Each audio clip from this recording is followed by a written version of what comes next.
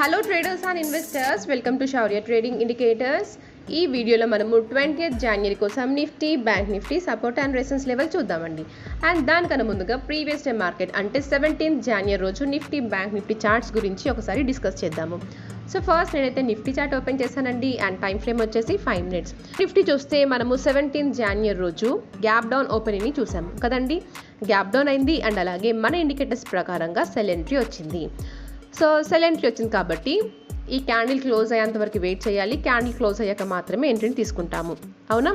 And అలాగే entry తీసుకోవాలనుకున్నా కూడా మనము 3 కన్ఫర్మేషన్స్ చెక్ చేసుకోవాలి. అదేంటంటే జిగ్జాగ్ లైన్స్ రెడ్ కలర్లో ఉండాలి, ఈ కనిపిస్తున్న బార్స్ రెడ్ కలర్లో ఉండాలి అండ్ అలాగే కింద కనిపిస్తున్న ట్రెండ్ బార్ కూడా రెడ్ కలర్లో ఉండాలి.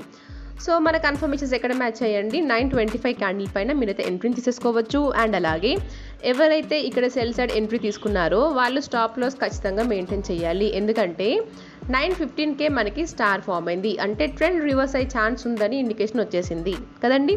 సో అందుకని చెప్తున్నాను, ఎవరైతే ఇక్కడ ఎంట్రీ తీసుకున్నారో వాళ్ళు ఖచ్చితంగా స్టాప్ లాస్ని మెయింటైన్ చేయాలి, ఓకేనా. అండ్ అలాగే చూడండి, నిఫ్టీ కాస్త హై సైడ్ వెళ్ళింది అండ్ నిఫ్టీలో మళ్ళీ మనమైతే ఫాల్ని చూసాము. అండ్ అలాగే చూస్తే ఈ ఫాల్ ఎక్కడి వరకు కంటిన్యూ అయిందండి, ప్రీవియస్గా ఏదైతే సపోర్ట్ లెవెల్ ఫామ్ అయిందో ఆ సపోర్ట్ లెవెల్ని టచ్ చేసిన వెంటనే నిఫ్టీ మళ్ళీ ట్రెండ్ రివర్స్ అయిపోయింది.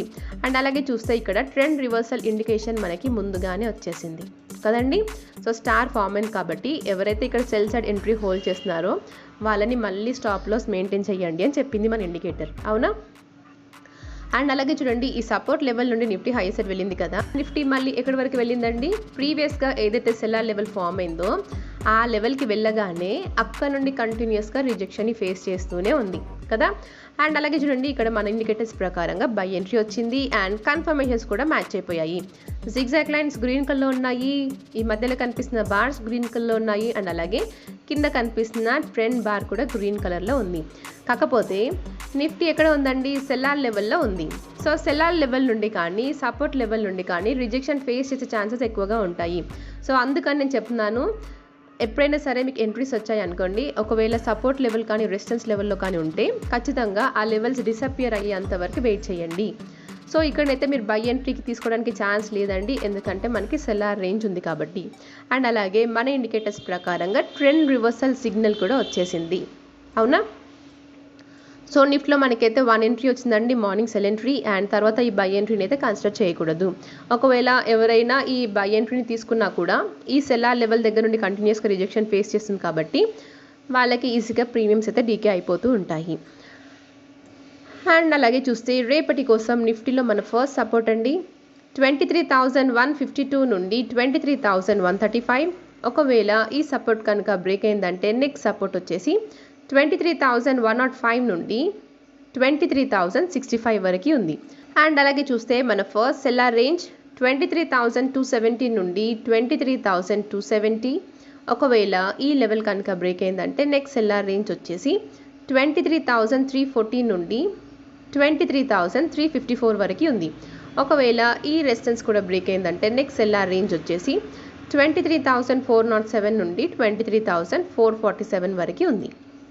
15 minutes టైం ఫ్రేమ్ ప్రకారంగా చూస్తే నిఫ్టీలో సపోర్ట్ వచ్చేసి 22,736 నుండి 22,670 అండ్ ఫస్ట్ రెసిస్టెన్స్ వచ్చేసి 23,305 నుండి 23,353 దగ్గర ఉంది.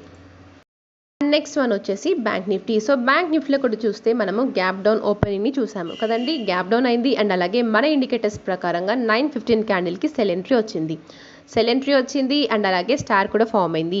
సో ఎవరైతే సెల్ సైడ్ ఎంట్రీస్ తీసుకున్నారో వాళ్ళ స్టాప్ లాస్ని ఖచ్చితంగా మెయింటైన్ చేయాలి అని చెప్పింది.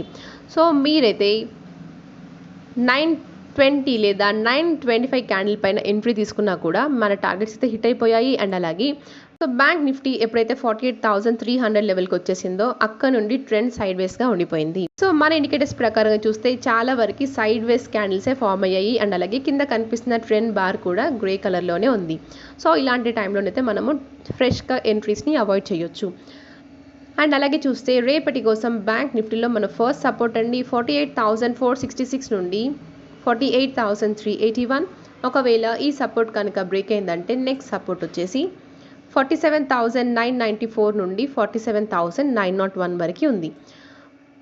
అండ్ అలాగే చూస్తే మన ఫస్ట్ రెసిస్టెన్స్ 48,628 నుండి 48,704. ఒకవేళ ఈ రెసిస్టెన్స్ కనుక బ్రేక్ అయిందంటే నెక్స్ట్ సెల్లార్ రేంజ్ వచ్చేసి 49,312 నుండి 49,559. ఈ రేంజ్లో బ్యాంక్ నిఫ్టీ ఎక్కడైనా రిజెక్షన్ ఫేస్ చేసే ఛాన్స్ ఉంటుంది. ఓకేనా. అండ్ 15 మినిట్స్ టైం ఫ్రేమ్ ప్రకారంగా చూస్తే బ్యాంక్ నిఫ్టీలో ఫస్ట్ సపోర్ట్ అండి 48,079 నుండి 47,901. ఒకవేళ ఈ సపోర్ట్ బ్రేక్ అయిందంటే నెక్స్ట్ సపోర్ట్ వచ్చేసి 47,728 నుండి 47,471. అండ్ అలాగే మన ఫస్ట్ సెల్లార్ రేంజ్ 49,360 నుండి 49,564 వరకు ఉంది. సో ఇదండి మన Nifty bank Nifty support and resistance levels. And thank you for watching.